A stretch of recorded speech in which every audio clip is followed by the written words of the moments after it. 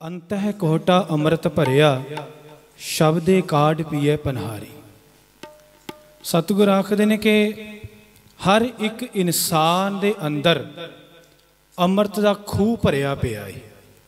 हर एक दे अंदर अमृत दा खोटा भाव खूह भरिया पिया है। देखो खूह सतगुर ने इस वास्ते किया है क्योंकि खूह विचों आपां पानी कढ़दे हैं, जिन्ना कढ़दे आ उन्ना ही भरदा रहिंदा है। इस तरह हर एक इंसान दे अंदर अमृत दा खूह है, भाव नाम दा खूह है। पर वो जिहड़ा अमृत है, वो जिहड़ा सच है, वो प्राप्त किस नूं हुंदा है? वो पींदा कौन है? जिहड़ा शब्द दी विचार करदा है, शब्द दी विचार सुनदा है, ओनूं ओह अमृत पीना नसीब हुंदा है। अज आपां भी यही कोशिश करिए कि असी भी अपने अंतर आत्मे दे विचों वो अमृत दी कोई बूंद, वो अमृत दा कोई घुट पी सकीए, शब्द दी विचार सुन के करके। आओ शुरुआत करते हैं सतगुर रविदास महाराज जी दे पावन पवित्र शब्द तो। नागर जना मेरी जात बखियात चमारन, हृदय राम गोविंद गुणसार। रविदास चमारी उस्तत करे, हर कीरत निमख एक गाए,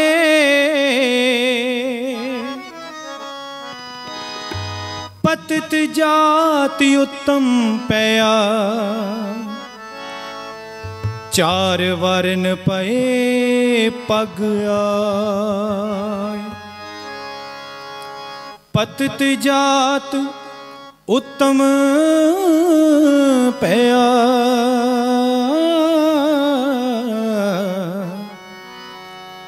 चार वर्ण पे पग आए। सारी संगत लो हाजरी। नागर जना मेरी जात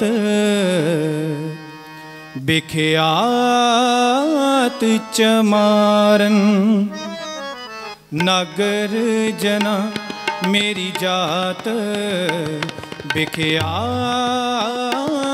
चमारन, नागर जना मेरी जात बिख्यात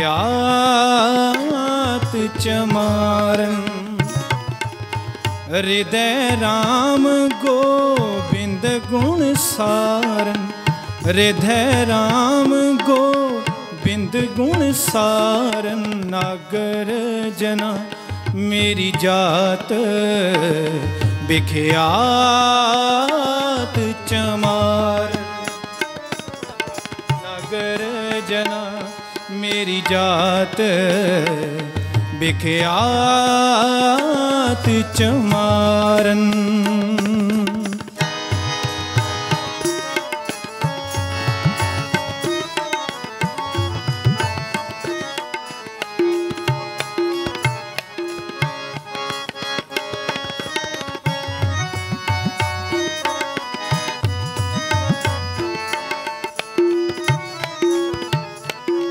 सुर सरी सलल करित बारु नीरे, संत जन करत नहीं पानन,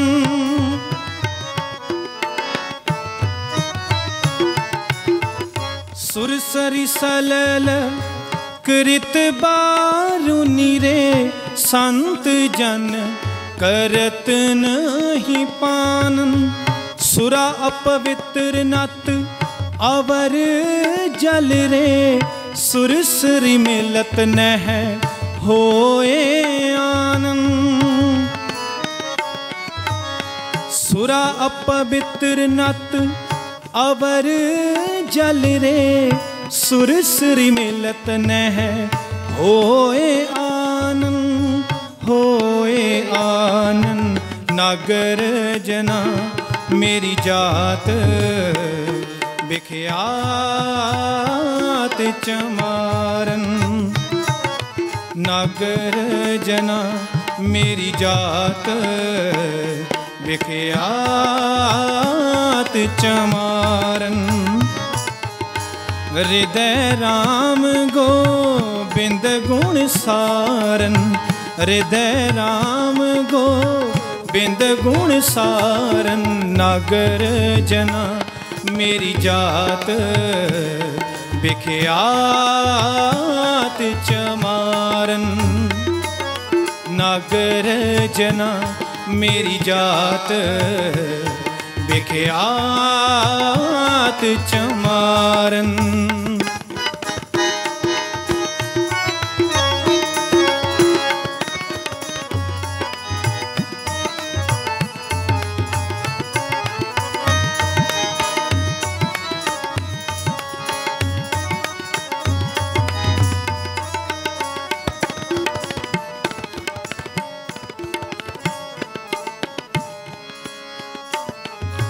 तरतार अपवित्र कर मानिए रे, जैसे कागरा करत विचारन।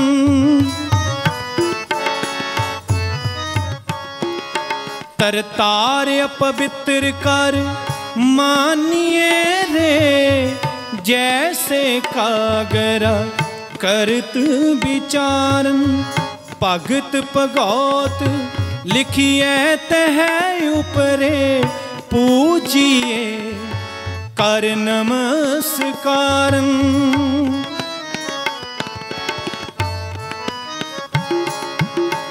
भगत भगौत लिखिए तह उपरे, पूजिए कर नमस्कारन।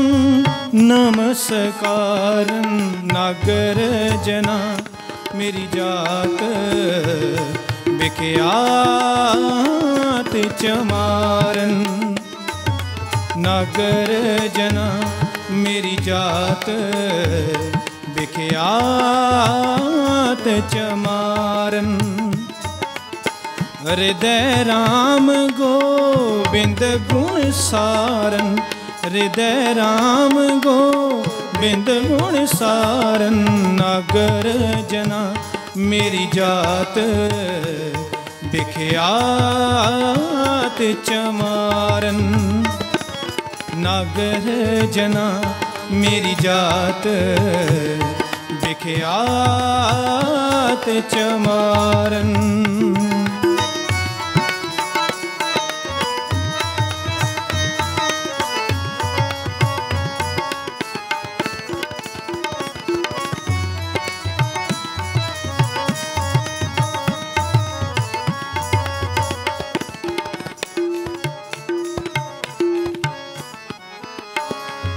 मेरी जात कुट बांडला टोर टुबंता, नित है बनारसी आस पासा।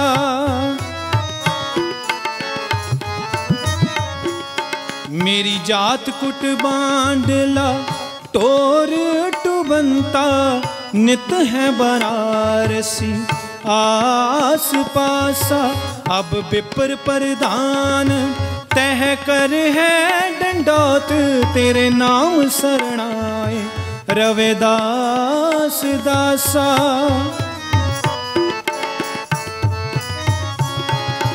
अब विप्र प्रधान तय कर है डंडौत, तेरे नाम शरणाए रविदास दासा। रविदास दासा नागर जना मेरी जात विख्यात चमारन। नागर जना मेरी जात विख्यात चमारन। हृदय राम गोबिंद गुण सारन, हृदय राम गोबिंद गुण सारन। नागर जना मेरी जात विख्यात चमारन। नागर जना मेरी जात विख्यात बिख्यात चमारन। नागर जना मेरी जात बिख्यात चमारन। बिख्यात चमारन। बिख्यात चमारन। हृदय राम गोबिंद गुण सारन। हृदय राम गोबिंद गुण सारन। नागर जना मेरी जात बिख्यात चमारन। नागर जना मेरी जात बिख्यात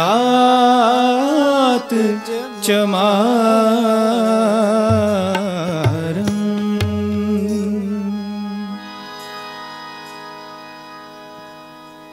नागर जना मेरी जात बिख्यात चमारन।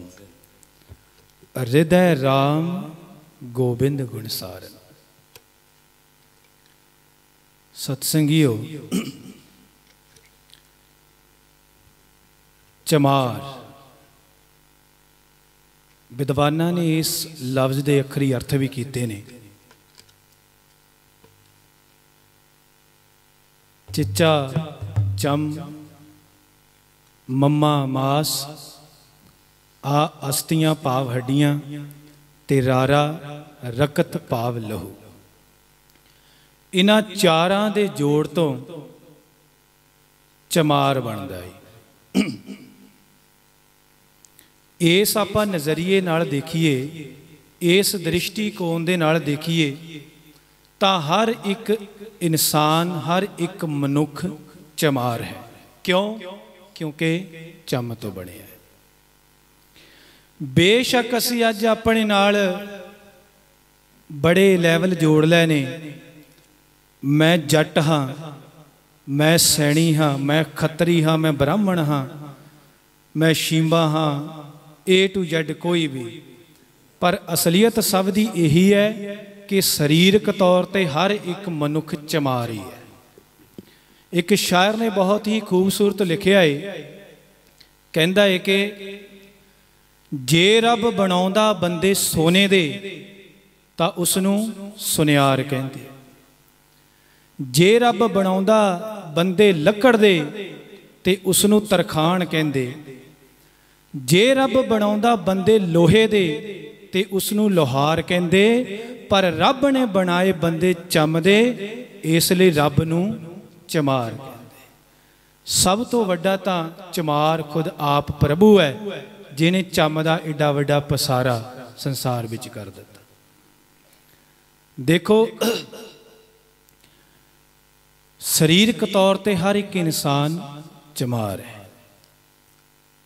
तो दूसरा एक होर नज़रिया मैं दस दियाँ, ये जो जातां ने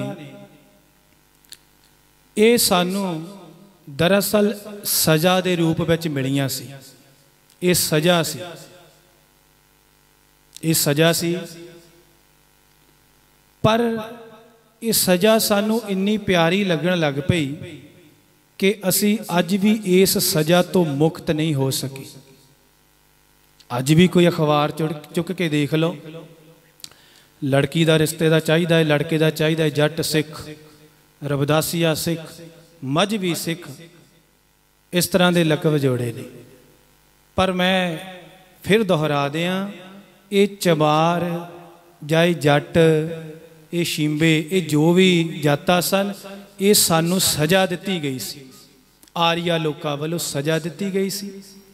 जिस तरह का कोई काम करता सी उन्होंने उस तरह का नाम दे दिता।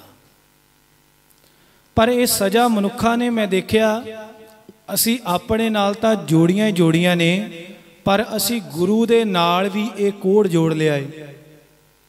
असी देखते हैं पिंडां दे विच, जिथे भी देखते ही हाँ, आ रामगढ़ियां दा गुरुद्वारा, आ चमारां दा गुरुद्वारा, आ जट्टां दा गुरुद्वारा, ये कोड़ है। ये अपने नाल तां असी जोड़िया है, असी गुरु दे नाम दे नाल भी जोड़ लिया।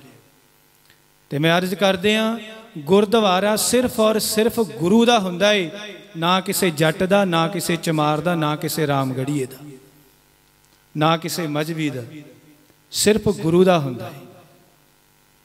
ते जेड़ा किसी जात दे नाल चल रहा है, माफ़ करना, वो गुरु घर नहीं, थोड़ी अपनी परसनल कोई प्रॉपर्टी होवेगी, उन्होंने गुरु का नहीं कहा जा सकता घर। ते शब्द आपां सतगुरां दा उच्चारण किया कि नागर जना मेरी जात विख्यात चमारन, हृदय राम गोबिंद गुणसारन।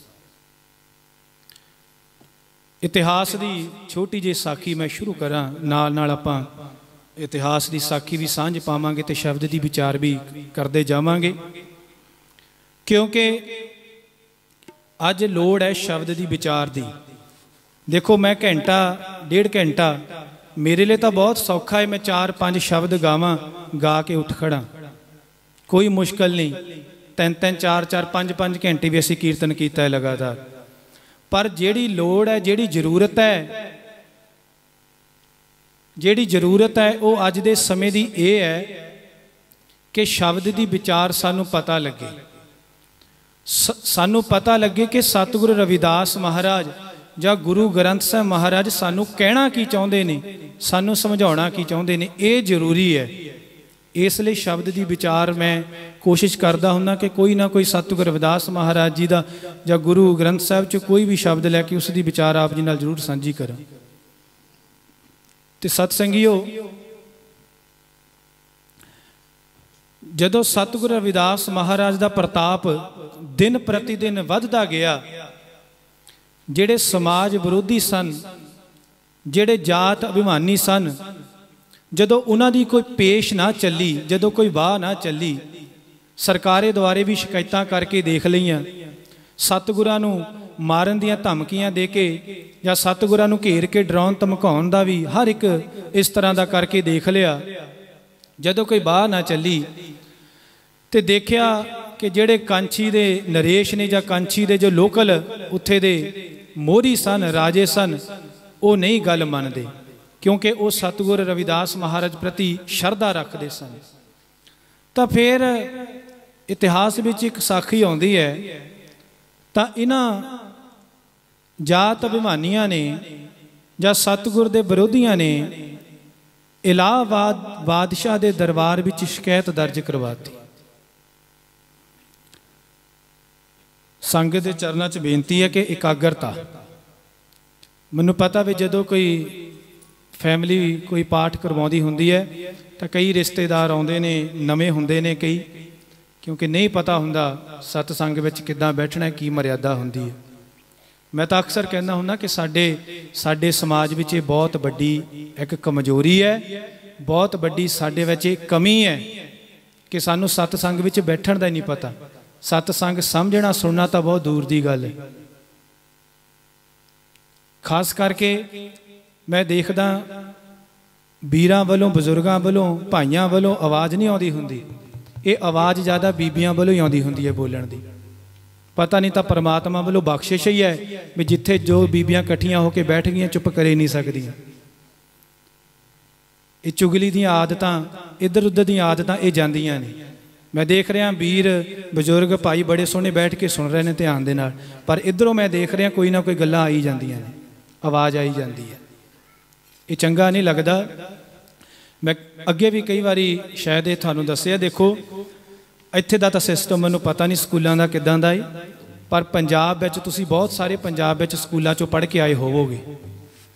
जद उत्थे टीचर क्लास विच आके खड़ जांदा है ना, ਜਾਂ टीचर स्पीच दिंदा ਜਾਂ पढ़ाउंदा है, तो किसी बच्चे की जरूरत नहीं होंदी कि उच्ची साह भी लै जाए। आ सारे संसार का मालिक टीचर जिहड़ा सारे संसार नूं शिक्षा दिंदा है, गुरु ग्रंथ साहब, वो साडे राही बोल रहा है, थानू सुना रहा है, तो तुसीं अपणियां गल्लां विच मस्त हो। ये गुरु महाराज की बेअदबी नहीं, होर बेअदबी की हुंदी है? असल में बेअदबी यही होंगी है कि गुरु पातशाह की बाणी चल रही है, कथा कीर्तन चल रहा है, अखंड पाठ की पाठी साहबान रौल पढ़ रहे हैं, तो तुसीं अपनी अपनी गल्लां विच मस्त हो। ये तो परे महाराज की बेअदबी किहड़ी हो सकती है? ये गल्लां ते विचार करिया करो। गुरु घर विच आके जदों बाणी चलदी होवे, पाठ पढ़ रहा होवे, पाठ पढ़ हुंदा होवे तां उदों कोशिश करया करो, जे किते कोई बहुत जरूरी गल करनी भी पै जाए बंदा हौली कर लै, जे कोई ज़्यादा जरूरी करनी है फिर बाहर चल जाए। दरबार साहब की मर्यादा कायम रखनी चाहिए है। खैर आप अपने प्रकरण ते आइए। ते विरोधियों ने जदों इलाहाबाद बादशाह के दरबार विच ये शिकायत दर्ज करवा दी कि बादशाह, क्योंकि जिहड़े उस समय के बादशाह सन उन्हां दियां आपस विच जिहड़े पंडित पुरोहित सन उन्हां दे नाल भी गंढां हुंदियां सन। बेशक मुगल बादशाह हुंदे ने पर उन्हां दे राज विच ब्राह्मण पंडित भी उन्हां दी सभावां विच बहिंदे सन। इतिहास तो पता लगदा है। ते उन्हें आख्या कि रविदास जी बड़ा असी कोशिश करके देख लिया है, जो लोकल नरेश ने काशी दे उन्हां दे कोल भी शिकायतां करके देख लईआं ने पर कोई सिरा नहीं लग रहा। वो अपना कूड़ प्रचार बंद नहीं कर रहे। वो साडे धर्म ते किंतु परंतु करते ने, जो साडे रीति रिवाज ने उन्हां ते उंगल उठाउंदे ने, जो साडी मूर्ति पूजा असी करते हैं उहदा खंडन करते हैं। हर एक चीज़ का वो नवा ही रस्ता संसार नूं दिखाल रहे ने, लोकां नूं नवा ही ज्ञान वंड रहे ने। हमेशा ही लोग उदों विरोध करते होंदे ने सतसंगियो जदों तुसी समाज विच कोई नवी गल लिया के रखदे, जदों तुसी चल रहे सिस्टम दे विचों कमियां फड़ के लोकां नूं दसदे आ कि भाई आ गलत हो रहा है, ये गलत है, उदों लोग तुहाडे विरोधी बनते हैं। जे तुसी चलदे सिस्टम दे नाले चलन लग पाओ तो फिर कोई विरोध नहीं करता। विरोध उदों ही हुंदा है हमेशा जदों तुसी कोई नवी सोच, जदों तुसी कोई नवी क्रांति, जदों कुछ तुसी कोई नवी गल लोकां दे अगे रखदे हो, उदों फिर लोकी तुहाडे दुश्मन बनदे ने। ते सतगुरां दी जदों शिकायत दर्ज करवा दित्ती ते इलाहाबाद बादशाह ने सतगुरां नूं सुनेहा भेज के एहलकार भेज के दरबार विच बुला लिया। संखेप विच आप अर्ज करिए क्योंकि समा बड़ा सीमित हुंदा है। बुला लिया तो कुछ सेवादार, क्योंकि सतगुरां दा नाम उस समय काफ़ी दूर दराडे तक पता लग चुका सी। सतगुर रविदास महाराज जी दा जिथे भी जाते सन सेवादार जां जो इन्हां दे बरादरी दे होर लोग सन इकट्ठे हो जाते सन। कुछ होर सेवादार भी सतगुरां दे नाल चल पे जदों पता लगा कि बादशाह ने सतगुरां नूं तलब कीता है, बुलाया है। तो सतसंगियो जदों गए ने दरबार विच तो कहते हैं कि इलाहाबाद बादशाह ने एहलकारां नूं आख्या कि रविदास जी नूं लिया के मेरे कोल बिठाल दिओ ते आ बाकी जिन्ने भी इन्हां दी बरादरी दे लोग इन्हां दे नाल आए ने इन्हां सारिआं नूं दरबार विचों बाहर कढ दे। रविदास जी नूं इत्थे मेरे कोल लिआओ। सतगुरां नूं बिठाल दिता कोल बादशाह दे, इलाहाबाद बादशाह दे। ते इलाहाबाद बादशाह सतगुरां दे चेहरे वाल तकदा है, क्योंकि एक गल तां आम है सतसंगियो, जिहड़ा सच दे नाल जुड़िया हुंदा है, सिमरन दे नाल जुड़िया हुंदा है, उहदे अखां दा जिहड़ा ताप हुंदा है जां चेहरे दा नूर हुंदा है, वो वखरा ही हुंदा है। वो आम इंसान वो नूर झल नहीं सकदा। कुछ ना कुछ उसदे मन नूं अनुभव हुंदा है, उहदा ओरा प्रभावित करदा है, उहदा प्रताप झलिया नहीं जांदा। आओ आपां दो पंक्तियां पढ़ीए।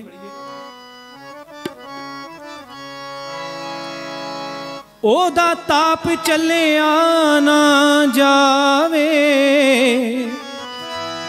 जेड़ी रूह नाम जपदी, ओदा ताप चलिया ना जावे, जेड़ी रूह नाम जपदी, ओदा ताप चलिया ना जावे। लवाओ हाजरी। ताप चलिया ना जावे, जेड़ी रूह नाम जपदी, ओदा ताप चलिया ना जावे, जेड़ी रूह नाम जपदी। प्यारे जी जेड़ी रूह नाम जपदी, प्यारिया जेड़ी रूह नाम नाम जपदी प्यारे जी, जेड़ी रूह नाम जपदी प्यारिया, जेड़ी रूह नाम जपदी ओदा ताप चले आना जावे, जेड़ी रूह नाम जपदी, ओदा ताप चले आना जावे, जेड़ी रूह नाम जपदी, ओदा ताप चले आना जावे, जेड़ी रूह नाम जपदी, ओदा ताप चले आना जावे, जेड़ी रूह नाम जपदी, ओदा ताप चलिया ना जावे, जेड़ी रूह नाम जपदी। ते सतगुर रविदास महाराज दा चेहरा जदों इलाहाबादी बादशाह ने देखिया ते मन ते थोड़ा जिहा सतगुरां दे ओरे दा प्रभाव पिया, थोड़ा जिहा शांति जे फील की। सोचदा है कि भी जिद्दां इन्हां दे बारे दसिया गया है मैनू, पर चेहरा देख के तां ये बड़े उस अल्लाह दी भगती वाले लगदे ने, उस अल्लाह दे रंग विच रंगी हुई रूह लगदी है। तां इलाहाबाद बादशाह आखन लगा कि ऐ संत जी, ऐ भगत जी, भी तुहाडे प्रति शिकायतां मेरे कोल आईयां ने, दर्ज होईयां ने, भी तुसी एक नीवीं जात विच पैदा होए हो।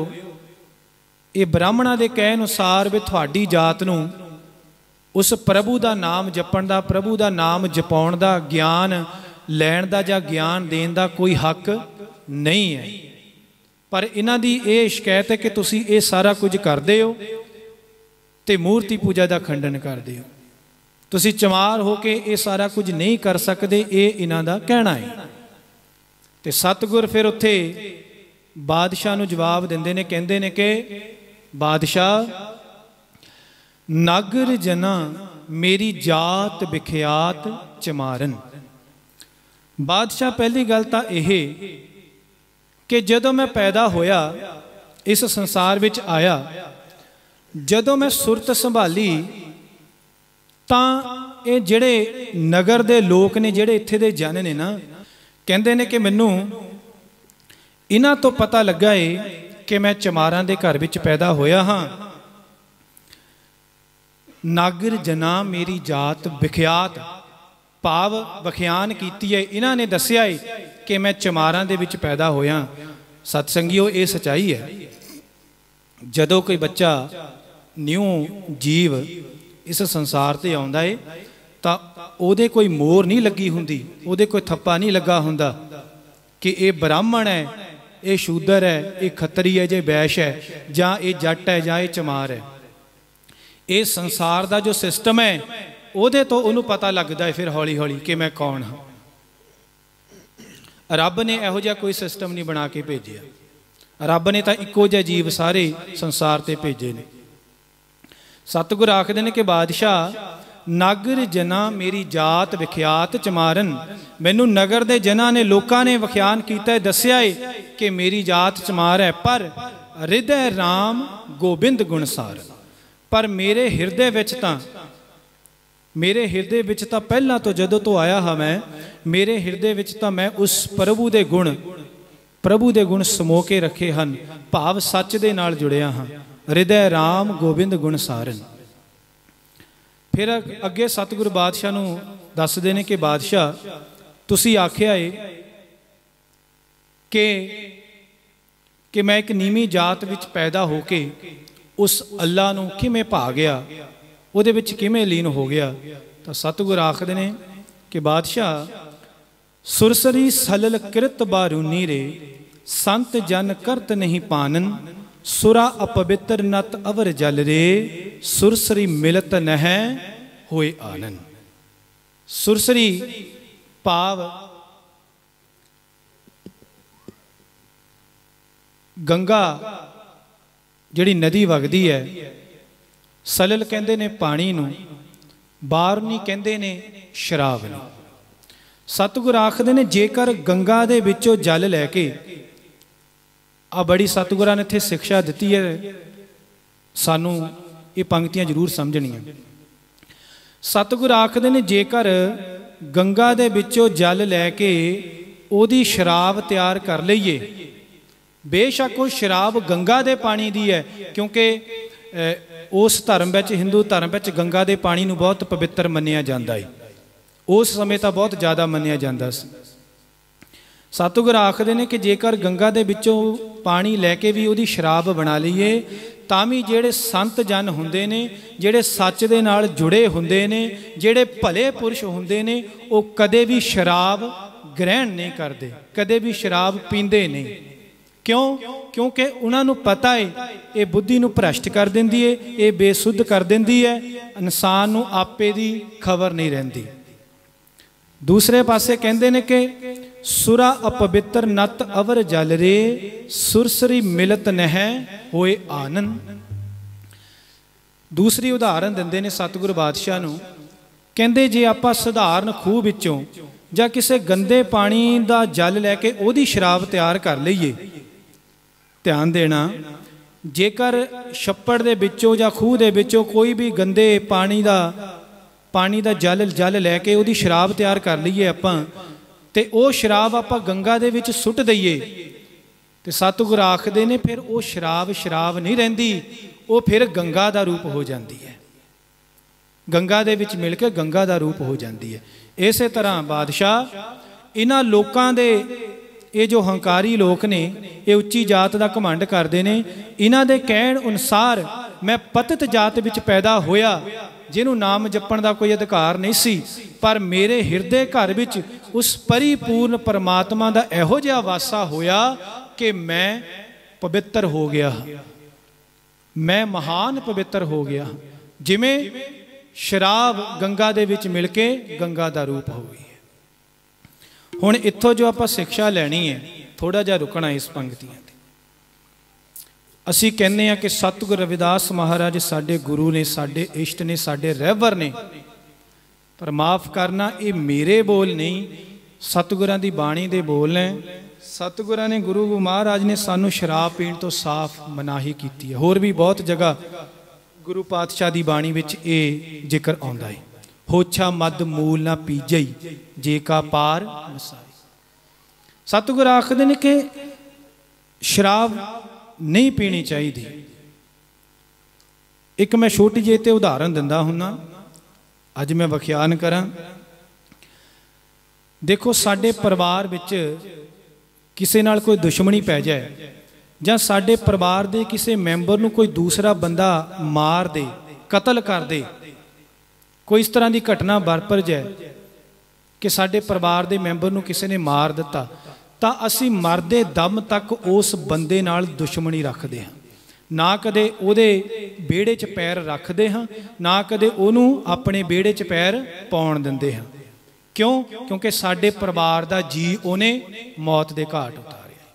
पर माफ़ करना, तुहाडे विचों पता नहीं किन्नियां कदे परिवारां दे मैंबर ये शराब ने खत्म कीते होणगे, किन्ने क तरह तरह के नशे करके नौजवान इस संसार तो चले गए होणगे, पर असी कदे ये नहीं सोचिया भी इन्हां नशियां ने, इस शराब ने साडा पुत लै लिया, असी ये शराब कदे अपने घर नहीं बाड़नी, ये नशे ने साडे परिवार का मैंबर सातों खो लिया, ये नशा असी अपने घर नहीं बाड़ना, कदे इदां नहीं असी सोचिया। ते सतगुरु पातशाह आखदे ने कि सुरसरी सलल कृत बारूनी रे, संत जन करत नहीं पानन, सुरा अपवित्र नत अवर जल रे, सुरसरी मिलत नह होए आनन। अगे सतगुरु उदाहरण दिंदे ने कि तरतार अपवित्र कर मानिए रे, जैसे कागरा करत विचारन, भगत भगौत लिखियह तै ऊपरै, पूजिए कर नमस्कार। ताड़ी नाम का दरख्त है, कहते हैं कि उस दरख्त विचों जो रस निकलता है ना, वह शराब वर्गा नशा होंदा है, शराब वांगू नशा चढ़ जाता है। ते सनातन धर्म अनुसार, वेदां अनुसार वो जिहड़ा दरख्त है, वो पत्तियां जां दरख्त नूं अपवित्र मन्निया जाता है, वो अपवित्र है, पवित्र नहीं है।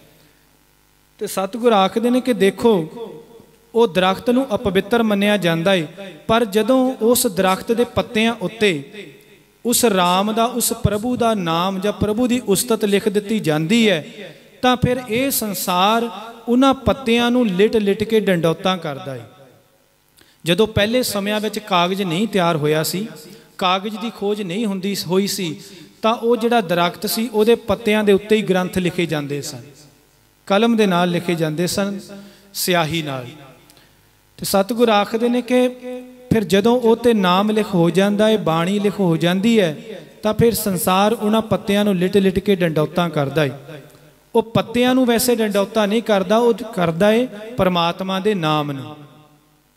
जदों किते इदां दी गल चलदी है ना, मैनूं ज्ञानी संत सिंह मस्कीन होना दी एक गल याद आ जाती है। एक बार किसी ने उन्हां ते सवाल कर दिता मस्कीन जी ते कि मस्कीन जी तुसी कहंदे हो कि सिख धर्म न्यारा है, बे असी जड़ दी भाव असी पत्थर दी मूर्ति दी पूजा नहीं करते। ध्यान देना, सूझवान स्रोते मेरी गल नूं जरूर पकड़नगे। वो बंदे ने सवाल कर दिता मस्कीन जी ते कि तुसी कहंदे हो कि सिख धर्म विच मूर्ति दी पत्थर दी पूजा नहीं हुंदी, जां जिहड़ी चीज़ जड़ है भाव चेतन नहीं है, जड़ है उहदी पूजा नहीं हुंदी। तो वह कहंदा है कि बई जिहड़ा कागज़ है, जिहड़ा ग्रंथ है, वह भी तो जड़ है, वह भी उहदे विच भी किहड़ा चेतनता है, भी कागज़ भी तो जड़ है, ये भी तो एक पत्थर दे समान ही है।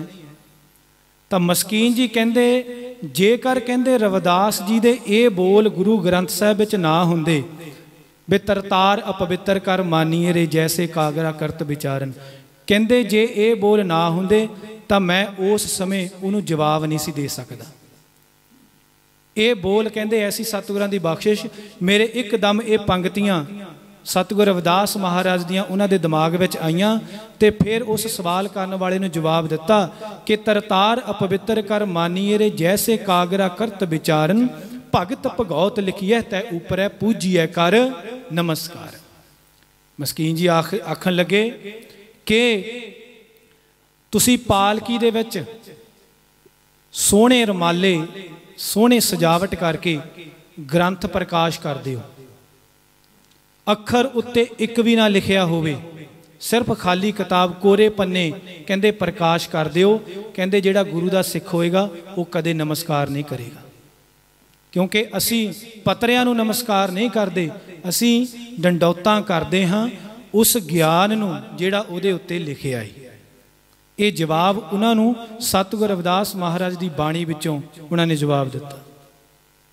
सतगुर रविदास महाराज बादशाह नूं समझाउंदे ने। खैर मुक्तसर मैं अर्ज करा, गल आपां छोटी करिए। जदों बादशाह ने सतगुरु रविदास महाराज दियां ज्ञान भरपूर ये गल्लां सुनियां, क्योंकि प्रभावित तो सतगुरां दा चेहरा देख के हो गया सी बादशाह, तो जदों इस तरह दीयां गल्लां सुनियां ज्ञान वालियां, तो बादशाह नूं ये यकीन हो गया कि मेरे कोल ये झूठियां शिकायतां आईयां ने, ये इहो जिहे नहीं ने, ये सच विच उस अल्लाह दे रूप ने, उहदी भगती करन वाले ने, उहदी बंदगी करन वाले ने। ते बादशाह दे मन विच शरधा पैदा हो गई। गलबात कीती, विचारां कीतियां, सतगुरां ने ऐसा ज्ञान दे तीर चलाए कि बादशाह दा सीना बिन्निया गया। जदों सतगुर जान लगे सभा दे विचों, ते बादशाह ने हथ जोड़े कि ए रविदास जी, ए संत जी, असी तुहाडे तो बहुत प्रभावित होए हैं, तुहाडे ओरे ने, तुहाडी वाइब्रेशन ने साडे मन नूं बड़ी शांति दिती है। साडी एक इच्छा है कि असी तुहानूं कुछ भेटां करना चाहुंदे हां, असी कुछ भेटां करना चाहुंदे हां। असी ये जिहड़ा साडा सोने दा सिंघासन है ना, ये असी तुहानूं भेट विच देना चाहुंदे हां। सतगुर रविदास महाराज आखन लगे कि बादशाह, ये सोने दे सिंघासन ये तुहाडे वर्गे बादशाह नूं शोभा दिंदे ने, असी भला ये सिंघासन की करने ने। क्योंकि सतगुर गुरु अर्जन देव महाराज मोहर लगवाउंदे ने कि रविदास ढवंता ढोर नीत, तिन त्यागी माया, प्रगट हुआ साध संग हर दर्शन पाया। ते सतगुर कहंदे ने कि चले गए ने, पर हुण बादशाह ने भी अपनी जवान विचों कह दिता है ते अपने एहलकारां नूं हुक्म कीता कि सोने दा सिंघासन चुको ਤੇ ਜਿੱਥੇ ਇਹ ਮਹਾਪੁਰਸ਼ ਜਾਂਦੇ ਨੇ, ਜਿੱਥੇ ਇਹਨਾਂ ਦਾ ਟਿਕਾਣਾ ਹੈ, ਜਿੱਥੇ ਨਿਵਾਸ ਸਥਾਨ ਹੈ, ਉੱਥੇ ਜਾ ਕੇ ਛੱਡਿਓ। ਐਲਕਾਰਾਂ ਨੇ ਹੁਕਮ ਮੰਨਿਆ, ਸਿੰਘਾਸਨ ਚੁੱਕ ਲਿਆ ਤੇ ਪਿੱਛੇ ਪਿੱਛੇ ਚੱਲ ਪਏ ਨੇ। ਤੇ ਜਦੋਂ ਸਤਿਗੁਰ ਪਾਤਸ਼ਾਹ ਨੇ ਦੇਖਿਆ ਕਿ ਐਲਕਾਰ ਸਿੰਘਾਸਨ ਚੁੱਕੀ ਲਿਆਉਂਦੇ ਨੇ ਤੇ ਗੰਗਾ ਦੇ ਕਹਿੰਦੇ ਕਿ ਕਿਨਾਰੇ ਪਹੁੰਚੇ ਨੇ, ਤੇ ਸਤਿਗੁਰਾਂ ਨੇ ਹੁਕਮ ਦਿੱਤਾ ਕਿ ਭਾਈ ਇਹ ਬਾਦਸ਼ਾਹ ਨੇ ਸਿੰਘਾਸਨ ਮੇਰੇ ਲਈ ਭੇਜਿਆ ਹੈ ਨਾ? ਕਹਿੰਦੇ ਹਾਂਜੀ। ਕਹਿੰਦੇ ਮੇਰਾ ਹੁਕਮ ਇਹ ਹੈ ਕਿ ਇਹ ਸਿੰਘਾਸਨ ਗੰਗਾ ਦੇ ਵਿੱਚ ਸੁੱਟ ਦਿਓ। ਐਲਕਾਰਾਂ ਨੇ ਹੁਕਮ ਮੰਨਿਆ ਤੇ ਉਹ ਸਿੰਘਾਸਨ ਗੰਗਾ ਦੇ ਵਿੱਚ ਸੁੱਟ ਦਿੱਤਾ। ਜਾ ਕੇ ਬਾਦਸ਼ਾਹ ਨੂੰ ਦੱਸਿਆ ਕਿ ਬਾਦਸ਼ਾਹ, ਜਿਨ੍ਹਾਂ ਮਹਾਪੁਰਖਾਂ ਨੂੰ ਤੁਸੀਂ ਸੋਨੇ ਦਾ ਸਿੰਘਾਸਨ ਦਿੱਤਾ ਸੀ, ਉਨੀ ਤੁਹਾਡੇ ਦਿੱਤੇ ਹੋਏ ਦਾਨ ਦੀ, ਤੁਹਾਡੇ ਸਿੰਘਾਸਨ ਦੀ ਕਦਰ ਨਹੀਂ ਕੀਤੀ। ਉਹਨਾਂ ਨੇ ਉਹ ਸਿੰਘਾਸਨ ਗੰਗਾ ਦੇ ਵਿੱਚ ਸੁਟਾ ਦਿੱਤਾ ਹੈ। ਹੁਣ ਉੱਥੇ ਮੱਛ ਤੇ ਕੱਛ ਬੈਠਣਗੇ। ਤੇ ਬਾਦਸ਼ਾਹ ਸੀ ਕੰਨਾਂ ਦਾ ਕੱਚਾ, ਤੇ ਜਿਹੜੇ ਸਭਾ ਦੇ ਵਿੱਚ ਪੁਰੋਹਿਤ ਬ੍ਰਾਹਮਣ ਪੰਡਤ ਬੈਠੇ ਸਨ ਜਾਂ ਹੋਰ ਕਾਜੀ ਬੈਠੇ ਸਨ, ਉਹਨਾਂ ਨੇ ਹੋਰ ਗੱਲ ਚੁੱਕ ਦਿੱਤੀ। ਕਹਿੰਦੇ ਕਿ ਬਾਦਸ਼ਾਹ, ਅਸੀਂ ਤੈਨੂੰ ਕਹਿੰਦੇ ਸਨ ਕਿ ਉਹ ਬੜਾ ਹੰਕਾਰੀ ਹੈ, ਉਹ ਕਿਸੇ ਦੀ ਪਰਵਾਹ ਨਹੀਂ ਕਰਦਾ, ਕਿਸੇ ਦੀ ਨਹੀਂ ਮੰਨਦਾ। ਦੇਖ, ਤੇਰੇ ਸੋਨੇ ਦੇ ਸਿੰਘਾਸਨ ਦੀ ਕਦਰ ਨਹੀਂ ਕੀਤੀ। ਜੇਕਰ ਇਹੀ ਸਿੰਘਾਸਨ ਤੂੰ ਸਾਨੂੰ ਪੁਰੋਹਿਤਾਂ ਨੂੰ ਦਾਨ ਕੀਤਾ ਹੁੰਦਾ ਤਾਂ ਅਸੀਂ ਤੁਹਾਡੀ ਉਸਤਤ ਵਿੱਚ ਗ੍ਰੰਥ ਲਿਖ ਦੇਣੇ ਸੀ, ਅਸੀਂ ਗ੍ਰੰਥ ਭਰ ਦੇਣੇ ਸੀ ਤੇਰੀ ਉਸਤਤ ਕਰ ਕਰਕੇ। ਉਹਨੇ ਤੇਰੇ ਦਿੱਤੇ ਹੋਏ ਦਾਨ ਦੀ ਕਦਰ ਨਹੀਂ ਕੀਤੀ। ਤੇ ਬਾਦਸ਼ਾਹ ਦੇ ਮਨ ਤੇ ਡੂੰਘਾ ਅਸਰ ਪਿਆ, ਕੰਨਾਂ ਦਾ ਕੱਚਾ ਹੀ। ਹੁਣ ਮਨ ਵਿੱਚ ਸੋਚਣ ਲੱਗ ਪਿਆ ਕਿ ਮਨਾ, ਇਹ ਮੈਂ ਕਿਹਨਾਂ ਨੂੰ ਦਾਨ ਦੇ ਦਿੱਤਾ ਹੈ ਜਿਨ੍ਹਾਂ ਨੇ ਮੇਰੇ ਦਾਨ ਦੀ ਕਦਰ ਹੀ ਨਹੀਂ ਕੀਤੀ, ਮੇਰੇ ਦਾਨ ਦੀ ਕੋਈ ਲਾਜ਼ ਹੀ ਨਹੀਂ ਰੱਖੀ, ਗੰਗਾ ਦੇ ਵਿੱਚ ਸੁੱਟ ਦਿੱਤਾ। ਕਹਿੰਦੇ ਕਿ ਰਾਤ ਪੈ ਗਈ। ਸਾਰੀ ਰਾਤ ਉਹਦੇ ਮਨ ਵਿੱਚ ਇਹੀ ਵਿਚਾਰਾਂ ਚੱਲਦੀਆਂ ਰਹੀਆਂ ਕਿ ਮੇਰੇ ਦਾਨ ਦੀ ਕਦਰ ਨਹੀਂ ਕੀਤੀ, ਮੈਂ ਕਿਉਂ ਦਾਨ ਦੇ ਦਿੱਤਾ, ਮੈਂ ਕਿਸ ਨੂੰ ਦੇ ਦਿੱਤਾ ਦਾਨ। ਤੇ ਸਵੇਰ ਕਹਿੰਦੇ ਹੋਈ ਆਪਣੇ ਅਹਿਲਕਾਰਾਂ ਨੂੰ ਨਾਲ ਲਿਆ ਜਿਹੜੇ ਸਿੰਘਾਸਨ ਛੱਡਣ ਗਏ ਸੀ। ਇਹ ਸਤਿਗੁਰ ਪਾਤਸ਼ਾਹ ਦੇ ਜਾ ਕੇ ਪਹੁੰਚ ਗਿਆ ਦਰ ਦੇ ਉੱਤੇ। ਸਤਿਗੁਰਾਂ ਦੇ ਅੱਗੇ ਬੇਨਤੀ ਕੀਤੀ ਕਿ ਇਹ ਸੰਤ ਜੀ, ਇਹ ਰਵਿਦਾਸ ਜੀ, ਜਿਹੜਾ ਕੱਲ ਤੁਹਾਨੂੰ ਅਸੀਂ ਸੋਨੇ ਦਾ ਸਿੰਘਾਸਨ ਦਿੱਤਾ ਸੀ ਨਾ, ਉਹ ਸਾਨੂੰ ਵਾਪਸ ਕਰ ਦਿਓ। ਅਸੀਂ ਦੇਣਾ ਤੁਹਾਨੂੰ ਕੁਝ ਹੋਰ ਸੀ, ਗਲਤੀ ਦੇ ਨਾਲ ਸਾਡੇ ਕੋਲ ਉਹ ਸਿੰਘਾਸਨ ਦੇ ਹੋ ਗਿਆ, ਉਹ ਸਾਨੂੰ ਸਿੰਘਾਸਨ ਵਾਪਸ ਕਰ ਦਿਓ। ਸਤਿਗੁਰ ਆਖਣ ਲੱਗੇ ਕਿ ਬਾਦਸ਼ਾਹ, ਉਹੀ ਸਿੰਘਾਸਨ ਚਾਹੀਦਾ ਹੈ? ਕਹਿੰਦਾ ਹਾਂਜੀ ਮਹਾਪੁਰਖੋ, ਉਹੀ ਸਿੰਘਾਸਨ ਚਾਹੀਦਾ ਹੈ ਜਿਹੜਾ ਮੈਂ ਤੁਹਾਨੂੰ ਦਿੱਤਾ ਸੀ। ਤੇ ਬਾਦਸ਼ਾਹ, ਤੇਰਾ ਉਹ ਸਿੰਘਾਸਨ ਤੇ ਅਸੀਂ ਫਿਰ ਕਿਸੇ ਦੇ ਕੋਲ ਇਮਾਨਤ ਰੱਖ ਦਿੱਤਾ ਹੈ ਕੱਲ ਦਾ, ਜੇ ਤੈਨੂੰ ਚਾਹੀਦਾ ਹੈ ਚੱਲ ਤੈਨੂੰ ਲੈ ਦਿੰਦੇ ਹਾਂ। ਪਹੁੰਚ ਗਏ ਸਤਿਗੁਰ ਰਵਿਦਾਸ ਮਹਾਰਾਜ, ਇਲਾਹਾਬਾਦ ਬਾਦਸ਼ਾਹ ਤੇ ਉਹਦੇ ਅਹਿਲਕਾਰ ਗੰਗਾ ਦੇ ਕਹਿੰਦੇ ਨੇ ਕਿ ਤੱਟ ਤੇ ਕਿਨਾਰੇ ਤੇ ਪਹੁੰਚੇ ਨੇ। ਜਾ ਕੇ ਸਤਿਗੁਰਾਂ ਦੇ ਆਵਾਜ਼ ਲਗਾਉਣ ਦੀ ਦੇਰ ਹੈ ਕਿ ਐ ਗੰਗਾ ਜੀ, ਜਿਹੜੀ ਕੱਲ ਇਮਾਨਤ ਅਸੀਂ ਤੁਹਾਨੂੰ ਦਿੱਤੀ ਸੀ, ਤੁਹਾਡੇ ਕੋਲ ਰੱਖੀ ਸੀ, ਉਹ ਇਮਾਨਤ ਸਾਨੂੰ ਵਾਪਸ ਕਰ ਦਿਓ। ਕਹਿੰਦੇ ਨੇ ਕਿ ਸਤਿਗੁਰਾਂ ਦੇ ਆਵਾਜ਼ ਲਗਾਉਣ ਦੀ ਦੇਰ ਹੈ, ਐਸੀ ਉਸ ਪ੍ਰਭੂ ਦੀ ਕਿਰਪਾ ਹੋਈ, ਐਸੀ ਬਖਸ਼ਿਸ਼ ਹੋਈ ਕਿ ਜਿੱਦਾਂ ਦਾ ਬਾਦਸ਼ਾਹ ਨੇ ਇੱਕ ਸਿੰਘਾਸਨ ਦਿੱਤਾ ਸੀ, ਉਦਾਂ ਦਾ ਇੱਕ ਨਹੀਂ, ਦੋ ਨਹੀਂ, ਤਿੰਨ ਨਹੀਂ, ਪੂਰੇ 7 ਦੇ 7 ਸਿੰਘਾਸਨ ਗੰਗਾ ਦੇ ਵਿੱਚੋਂ ਬਾਹਰ ਆ ਰਹੇ ਨੇ। 7 ਦੇ 7 ਸਿੰਘਾਸਨ ਗੰਗਾ ਦੇ ਵਿੱਚੋਂ ਬਾਹਰ ਆ ਰਹੇ ਨੇ। ਤੇ ਬਾਦਸ਼ਾਹ ਤਾਂ ਦੇਖ ਕੇ ਦੰਗ ਰਹਿ ਗਿਆ, ਸੇਮ ਉਸੇ ਤਰ੍ਹਾਂ ਦੇ ਸਿੰਘਾਸਨ। ਤੇ ਬਾਦਸ਼ਾਹ ਹੱਥ ਜੁੜ ਗਏ ਤੇ ਆਖਣ ਲੱਗਾ ਕਿ ਪਾਤਸ਼ਾਹ, ਐ ਸੰਤ ਜੀ, ਮੈਂ ਤੇ ਤੁਹਾਨੂੰ ਇੱਕ ਸਿੰਘਾਸਨ ਦਿੱਤਾ ਸੀ, ਮੈਂ ਤੇ ਇੱਕ ਸਿੰਘਾਸਨ ਦਿੱਤਾ ਸੀ, ਇਹ 7 ਕਿਸ ਤਰ੍ਹਾਂ ਹੋ ਗਏ, ਇਹ 7 ਕਿਸ ਤਰ੍ਹਾਂ ਹੋ ਗਏ? ਤੇ ਸਤਿਗੁਰ ਆਖਦੇ ਨੇ ਕਿ ਬਾਦਸ਼ਾਹ, ਤੂੰ ਇੱਕ ਸਿੰਘਾਸਨ ਦੇ ਕੇ ਸਾਰੀ ਰਾਤ ਸੋਚਦਾ ਰਿਹਾ ਕਿ ਮੈਂ ਕੁਝ ਦਿੱਤਾ ਏ, ਮੈਂ ਕੁਝ ਦਿੱਤਾ ਏ। ਤੂੰ ਦਾਨ ਦੇ ਕੇ ਦਾਨ ਦੇ ਨਾਲ ਜੁੜਿਆ ਰਿਹਾ, ਇਸ ਲਈ ਇਹ 7 ਗੁਣਾ ਵਧਿਆ ਏ, ਨਹੀਂ ਤੇ ਇਹ ਹੋਰ ਵੱਧ ਜਾਣਾ ਸੀ। नहीं तो ਸਿੰਘਾਸਨ होर वध जाने सी। ਇਹ ਤੋਂ ਇਹ ਸਿੱਖਿਆ ਮਿਲਦੀ ਹੈ ਕਿ ਜਿਹੜਾ ਵੀ ਅਸੀਂ ਸ਼ਰਧਾ ਦੇ ਨਾਲ ਦਾਨ ਦਿੰਦੇ ਹਾਂ ਨਾ, ਭੇਟਾ ਦਿੰਦੇ ਹਾਂ। ਵੈਸੇ ਗੁਰੂ ਨੂੰ ਕਦੇ ਦਾਨ ਨਹੀਂ ਦਿੱਤਾ ਜਾਂਦਾ। ਮੈਂ ਅੱਗੇ ਵੀ ਬੇਨਤੀ ਕੀਤੀ ਸੀ, ਗੁਰੂ ਦੇ ਅੱਗੇ ਅਸੀਂ ਭੇਟਾ ਰੱਖ ਸਕਦੇ ਹਾਂ। ਦਾਨ ਆਪਣੇ ਤੋਂ ਛੋਟੇ ਨੂੰ ਦਿੱਤਾ ਜਾਂਦਾ ਹੈ, ਗੁਰੂ ਦੇ ਅੱਗੇ ਅਸੀਂ ਭੇਟਾ ਅਰਪਣ ਕਰ ਸਕਦੇ ਹਾਂ, ਦਾਨ ਨਹੀਂ ਦੇ ਸਕਦੇ। ਤੇ ਤੂੰ ਭੇਟਾ ਕਰਕੇ ਤੂੰ ਸੋਚਦਾ ਰਿਹਾ, ਇਸ ਲਈ ਇਹ 7 ਗੁਣਾ ਵਧਿਆ, ਨਹੀਂ ਤੇ ਇਹ 70 ਗੁਣਾ ਵੱਧ ਜਾਣਾ ਸੀ। ਪਾਤਸ਼ਾਹ ਕਿਰਪਾ ਕਰੋ, ਇਹ ਸਿੰਘਾਸਨ ਫੇਰ ਗੰਗਾ ਵਿੱਚ ਸੁੱਟ ਦਿਓ ਜਾਂ ਤਾਂ ਜੋ ਇਹ ਹੋਰ ਵੱਧ ਜਾਣ। ਤੇ ਸਤਿਗੁਰ ਆਖਣ ਲੱਗੇ ਕਿ ਬਾਦਸ਼ਾਹ ਨਹੀਂ, ਹੁਣ ਤੂੰ ਇਹਦਾ ਬੀਜ ਨਾਸ਼ ਕਰ ਚੁੱਕਿਆ ਹੈ, ਹੁਣ ਇਹ ਹੋਰ ਸਿੰਘਾਸਨ ਨਹੀਂ ਵਧਣਗੇ। ਇਹ 7 ਦੇ 7 ਸਿੰਘਾਸਨ ਤੇਰੇ ਨੇ, ਜਾ ਲੈ ਜਾ ਇਹਨਾਂ ਨੂੰ। ਤੇ ਗੁਰੂ ਪਿਆਰਿਓ, ਕੱਲੀ ਉਸ ਬਾਦਸ਼ਾਹ ਦੀ ਗੱਲ ਨਹੀਂ, ਹਾਲਤ ਸਾਡੀ ਵੀ ਇਦਾਂ ਦੀ ਹੈ। ਗੁਰੂ ਦੀ ਸਾਖੀਆਂ ਦੇ ਵਿੱਚੋਂ ਸਿੱਖਿਆ ਸਾਨੂੰ ਮਿਲਦੀ ਹੁੰਦੀ ਹੈ ਸਾਡੇ ਪੱਲੇ, ਕਿਉਂਕਿ ਉਹ ਤਾਂ ਜੋ ਸਮਾਂ ਸੀ ਬੀਤ ਗਿਆ, ਲੰਘ ਗਿਆ। ਪਰ ਉਹਨਾਂ ਸਾਖੀਆਂ ਨੂੰ ਦੁਹਰਾ ਕੇ, ਉਹਨਾਂ ਸਾਖੀਆਂ ਨੂੰ ਸੁਣ ਕੇ, ਪੜ੍ਹ ਕੇ, ਉਹਨਾਂ ਦਾ ਜੋ ਸਿੱਟਾ ਹੁੰਦਾ ਹੈ ਉਹ ਅਸੀਂ ਆਪਣੇ ਲੜ ਬੰਨਣਾ ਹੁੰਦਾ ਹੈ। ਇਹਦੇ ਵਿੱਚੋਂ ਹੁਣ ਇਹ ਸਿੱਖਿਆ ਮਿਲਦੀ ਹੈ, ਦੇਖੋ ਜਦੋਂ ਅਸੀਂ ਗੁਰੂ ਘਰ ਵਿੱਚ ਕੋਈ ਚੀਜ਼ ਭੇਟ ਕਰਦੇ ਹਾਂ ਨਾ, ਜਾਂ ਗੁਰੂ ਘਰ ਵਿੱਚ ਕੋਈ ਚੀਜ਼ ਦਿੰਦੇ ਹਾਂ, ਆਪਣੇ ਵੱਲੋਂ ਅਸੀਂ ਦਾਨ ਸਮਝ ਕੇ ਦਿੰਦੇ ਹਾਂ, ਪਰ ਅਸੀਂ ਉਹ ਵਸਤੂ ਦੇ ਕੇ ਅਸੀਂ ਉਸ ਦਾਨ ਦਿੱਤੇ ਹੋਏ ਦਾਨ ਦੇ ਨਾਲ ਜੁੜੇ ਰਹਿੰਦੇ ਹਾਂ। ਚਾਹੇ ਗੁਰੂ ਘਰ ਦਈਏ, ਚਾਹੇ ਕਿਸੇ ਲੋੜਵੰਦ ਦੀ ਅਸੀਂ ਮਦਦ ਕਰੀਏ, ਅਸੀਂ ਸਾਡੀ ਇਹ ਫਿਦਰਤ ਹੈ, ਆਦਤ ਹੈ ਕਿ ਅਸੀਂ ਜੇਕਰ ਕਿਸੇ ਦੀ ਕੋਈ ਹੈਲਪ, ਕੋਈ ਮਦਦ ਕਰ ਦਿੱਤੀ, ਆਪਾਂ ਉਹਦੇ ਨਾਲ ਜੁੜੇ ਰਹਿੰਦੇ ਹਾਂ ਚੀਜ਼ ਦਿੱਤੀ ਹੋਈ ਨਾਲ। ਉਦਾਹਰਨ ਦੇ ਤੌਰ ਤੇ ਕਈਆਂ ਨੇ ਗੁਰੂ ਘਰਾਂ ਦੇ ਵਿੱਚ ਪਾਲਕੀਆਂ ਦਾਨ ਕੀਤੀਆਂ ਨੇ, ਕਈਆਂ ਨੇ ਪੱਖੇ ਲਗਾ ਦਿੱਤੇ ਨੇ ਗੁਰੂ ਘਰਾਂ ਦੇ ਵਿੱਚ। ਤੁਸੀਂ ਆਮ ਦੇਖਦੇ ਹੋਵੋਗੇ, ਉਹ ਪੱਖਾਂ ਦੇ 3 ਫਰ ਨੇ, 3 ਫਰਾਂ ਦੇ ਉੱਤੇ ਸਾਰੇ ਪਰਿਵਾਰ ਦੇ ਮੈਂਬਰ ਨਾਮ ਲਿਖੇ ਹੁੰਦੇ ਨੇ ਕਿ ਫਲਾਣੇ ਫਲਾਣੇ ਨੇ ਆਹ ਸੇਵਾ ਕਰਾਈ। ਪਾਲਕੀ ਦੇ ਉੱਤੇ ਨਾਮ ਲਿਖ ਦਿੱਤਾ ਜਾਂਦਾ ਹੈ ਕਿ ਫਲਾਣੇ ਫਲਾਣੇ ਸੇਵਾਦਾਰ ਨੇ ਆਹ ਸੇਵਾ ਕਰਾਈ।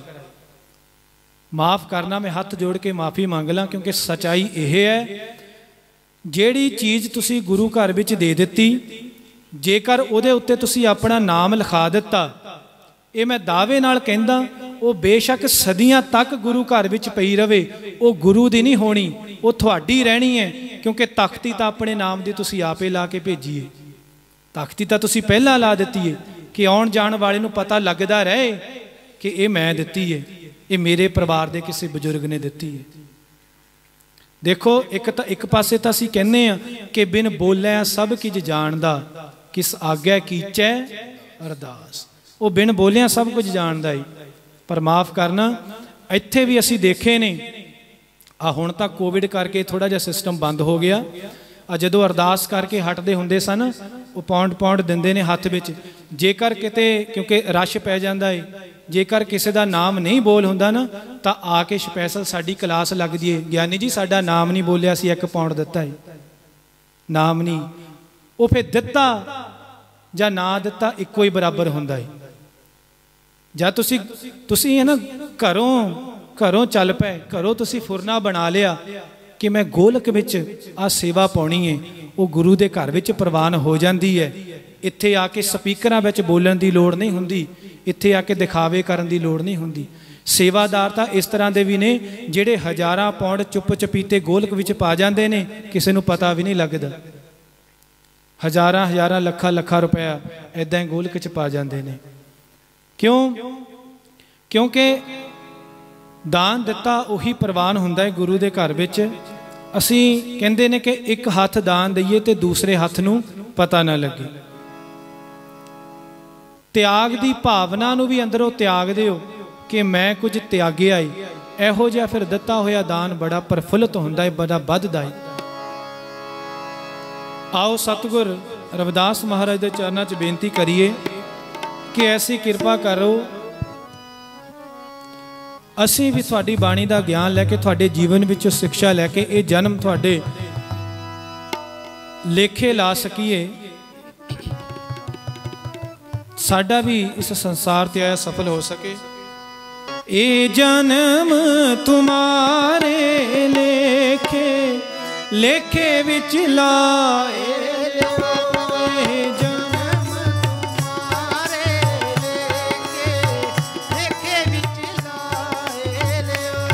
ये जन्म तुम्हारे लेखे लेखे विच लाए लियो, ये जन्म तुम्हारे लेखे लेखे विच लाए लियो, मेरे प्यारे लेखे विच लाए लियो, प्रीतमा लेखे विच लाए लियो,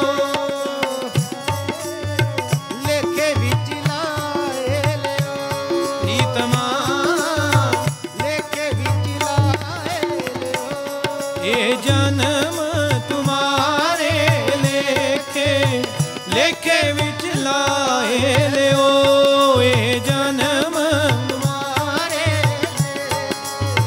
लेखे विच लाए लियो, जन्म तुम्हारे लेखे लेखे विच लाए लियो, ये जन्म तुम्हारे लेखे लेखे विच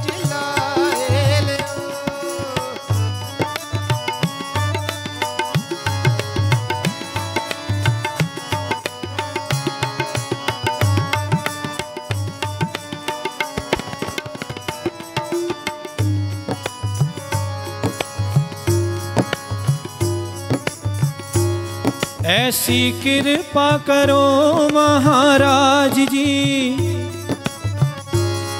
ऐसी कृपा करो महाराज जी, नाम मैनू ना बिसरे, ऐसी कृपा करो महाराज जी, नाम मैनू ना बिसरे, ऐसी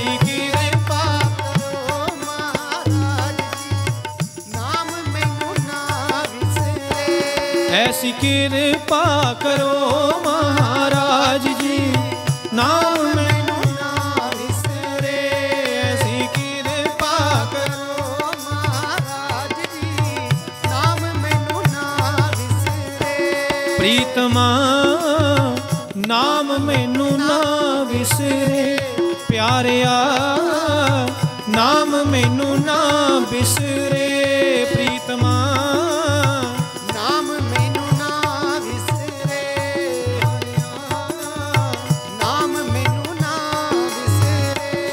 कांची वाले आया दर्श दिखा जा, कदों दा मेरा मन लोचदा, कांची वाले आया दर्श दिखा जा, कदों दा मेरा मन लोचदा, कांची वाले आया दर्श दिखा जा, कदों दा मेरा मन लोचदा, कांची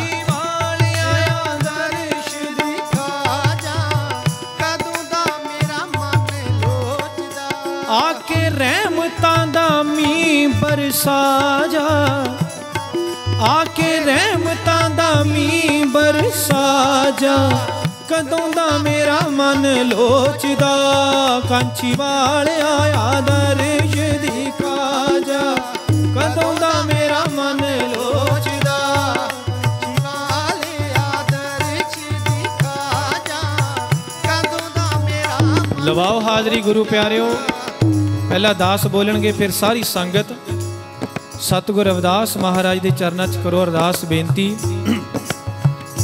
वैसे सतगुर रविदास महाराज के दर्शन होणगे किदां? आपां कहंदे आ कि कांछी वालिया आदर्श दिखा जा, उन्हां दे दर्शन करन दा तरीका की है?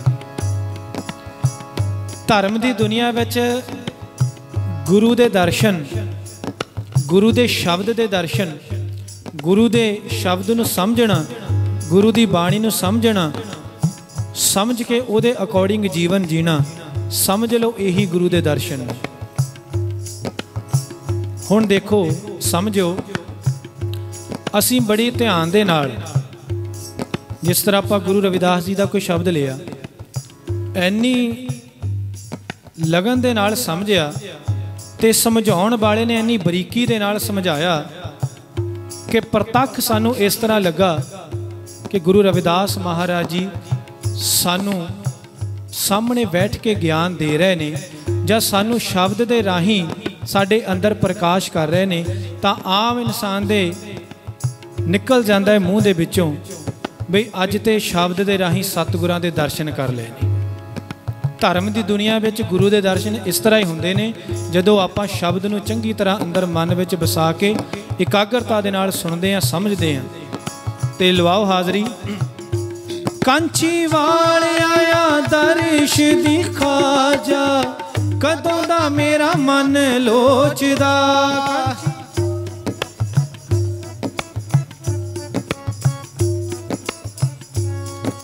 जकिया ना करो। कांची बाल आया दर्श दिखा जा, कदों दा मेरा मन लोचदा।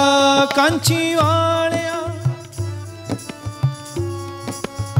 कदों दा मेरा मन लोचदा।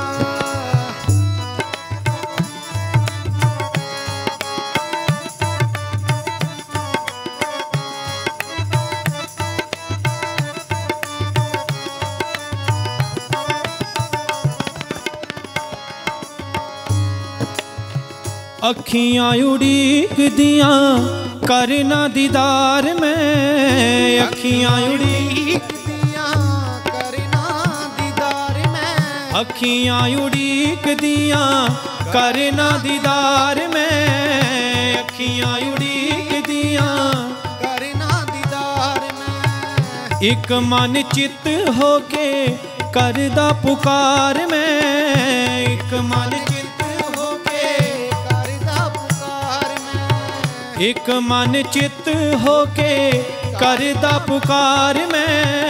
एक मन चित होके करदा पुकार। आके एके वाला सबक सिखा जा, कदों दा मेरा मन लोचदा। कांची वाल आया दर्श दिखा जा, कदों दा मेरा मन लोचदा। कांची वाल आया दर्श दिखा जा, कदों दा मेरा मन लोचदा। प्रीतमा कदों दा मेरा मन लोचदा। प्यारिया कदों दा मेरा मन लोचदा। प्रीतमा कदों दा मेरा मन लोचदा।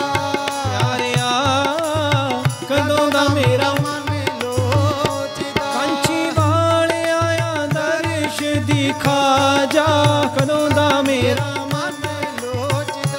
कांची वाल आया दर्श दिखा जा, कदों दा मेरा मन लोचदा।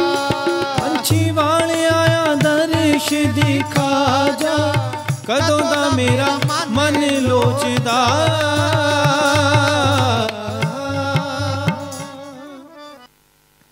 ते आपां जो शब्द शुरू कीता सी उहदियां अखीरलियां पंक्तियां विच सतगुर फिर आखदे ने कि मेरी जात कुट बांडला ढोर ढबंता, नित है बानारसी आस पासा। अब बिपर प्रधान तय कर है डंडौत, तेरे नाम सरनाए रविदास दास। कि बादशाह कि हुण ते इस तरह की अवस्था हो गई है उस सच दे नाल जुड़ के, उस प्रभु दे नाल जुड़ के, बेशक मेरी जात कुट बांडला ढोर ढबंता, नित है बनारसी आस पास। बनारस दे आले दुआले मेरी जात दे लोग मरे हुए पशुओं चुकते ने, ढोंदे ने, उन्हां दी खल उतार के जोड़े बनाउंदे ने, भाव चम दा काम करते ने। पर सतगुर आखदे ने कि मेरी अवस्था उस प्रभु दे नाल जुड़न दे नाल ऐसी हो गई है किदां दी। अब बिपर प्रधान तय कर है डंडौत, ਜਿਹੜੇ